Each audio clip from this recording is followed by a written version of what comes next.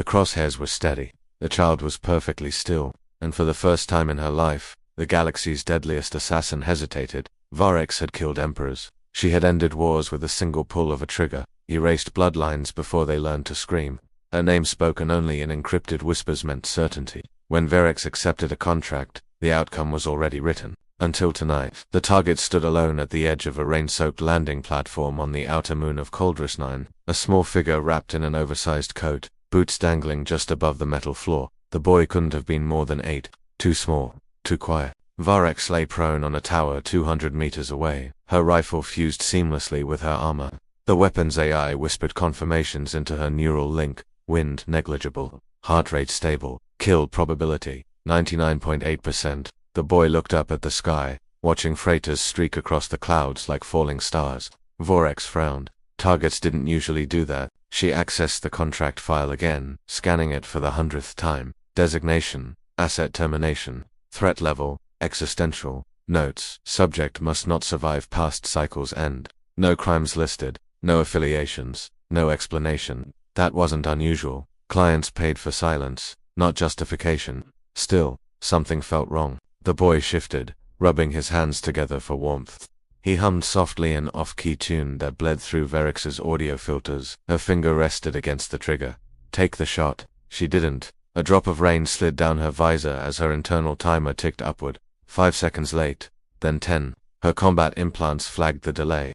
Anomaly detected. Focus, she muttered, unheard by anyone but herself. The boy suddenly sneezed, then laughed at himself. The sound was small, fragile. Virex's breath caught. She remembered Embidina, fragment of a past she had buried beneath missions and blood. A memory of hands too small for a rifle, a voice telling her to hide. Her jaw tightened. No, she whispered. She recentered the crosshairs on the boy's chest. That was when he looked straight at her. Not at the tower, at her. His eyes widened not in fear but surprise. Then he smiled. A shy, uncertain curve of the lips, as if he'd spotted a friend in the distance. The rifle's targeting reticle flashed red. Take the shot. Virex's finger froze.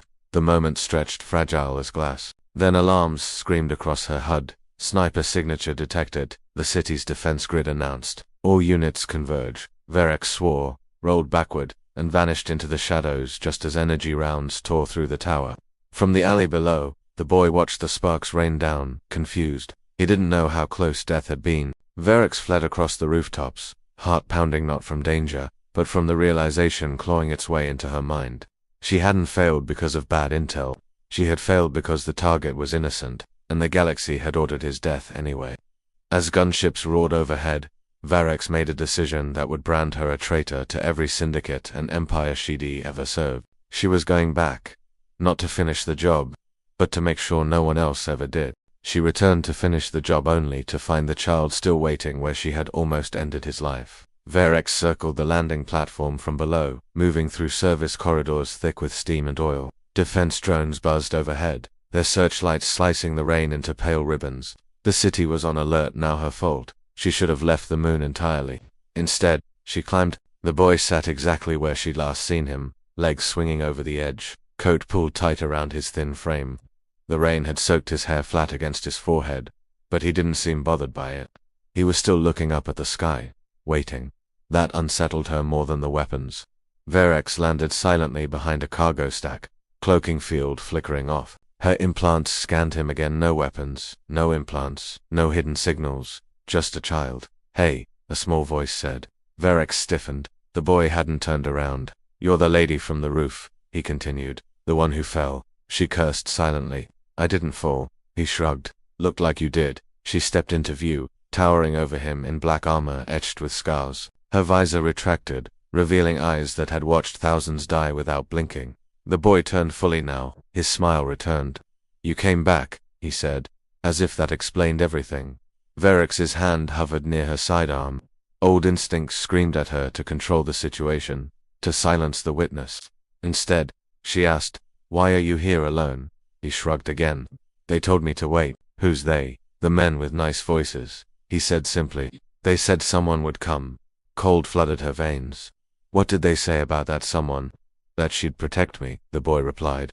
Virex felt the world tilt. That's ridiculous, she snapped. You don't know me. I know, he said. But you didn't shoot.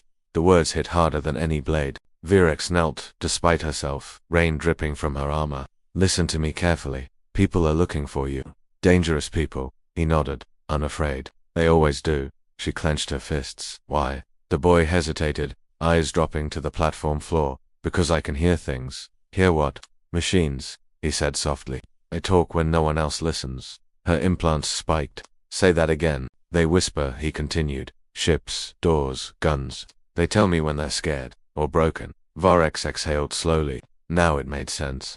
A child who could interface with technology without implants. A living key. A weapon or worse. A threat to every power structure built on controlled access. They didn't want him dead because he was dangerous. They wanted him dead because he was free. Sirens wailed closer. Virex stood. We're leaving. The boy tilted his head. Together she nodded once. Yes. His face lit up. As they vanished into the maintenance tunnels, Virex felt something unfamiliar tighten in her chest. Fear not of failure, but of what she'd become if she let him die. By dawn, every syndicate in the sector knew the truth. The assassin had betrayed the contract. They moved through the Undercity as alarms echoed above, the glow of searchlights bleeding down through broken grates. Virex kept one hand on her weapon, the other hovering protectively near the boy's shoulder. He walked close, matching her pace without complaint. What's your name? She asked quietly. Jox, he replied. What's yours? She hesitated. Names had power. Names could be traced. Call me V. Jox nodded. Satisfied. Okay, V. Her internal calm crackled to life in encrypted channels she hadn't heard in years. Virex, a voice purred. You missed your shot. She froze. The boy looked up at her. Is that a bad voice? Yes, she said softly. The voice continued. You have something that belongs to us. Return the asset, and we'll forget this unfortunate hesitation. Virex's HUD flashed a new alert. Bounty issued. Virex dead or alive value. Maximum every hunter, every killer, every former ally. She severed the channel. Jox frowned. Are they mad at you? Yes, because of me. She met his eyes. Because I chose you. That seemed to confuse him. People don't usually choose me. They reached an abandoned transit hub. Its McGrails dark and rusted. Virex sealed the doors behind them and finally allowed herself to breathe. She crouched in front of him. Listen carefully, Jox. From now on, you stay close to me. You do exactly what I say. Can you do that? He nodded. You're protecting me. Her jaw tightened. Yes. Jox smiled, then paused. But who protects you? The question struck deeper than any threat. Before she could answer, the lights flickered. Jox stiffened. They're here. Virex spun rifle up. Who? The machines, he whispered. They're scared. The wall exploded inward as armored mercenaries flooded the station, weapons humming to life. Virex moved instantly. Shots, precise, lethal, efficient. She danced through the chaos like a shadow, dropping enemies before they could even see her. But there were too many. A stun bolt grazed her shoulder. Pain flared. Jox cried out, Stop, please. The mercenaries froze. Every weapon powered down at once. Virex stared as her HUD went blank. Jox stood trembling, eyes glowing faintly, hands clenched. Don't hurt her. The machines obeyed. One mercenary dropped to his knees. What is he? Virex pulled Jox close, heart pounding. A reason, she said. They escaped into the tunnels moments later, leaving stunned hunters behind. As they ran, Virex realized the truth. Jox wasn't just a target, he was a catalyst, and the galaxy would burn to control him. She tightened her grip on his hand. Run, she said.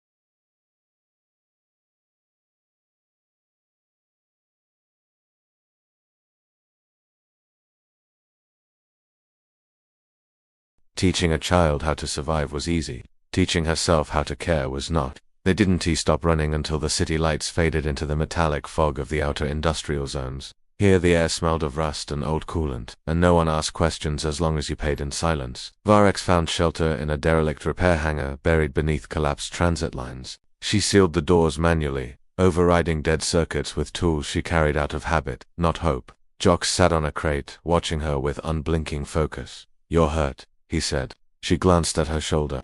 The armor was scorched, the skin beneath angry and red. "It's nothing. Machines don't like it when you lie," he replied.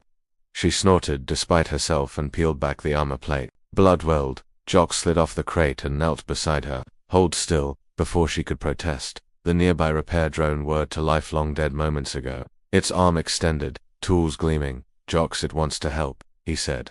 The drone worked delicately, sealing tissue, applying synth-gel with precision no battlefield medic could match. Virex exhaled slowly.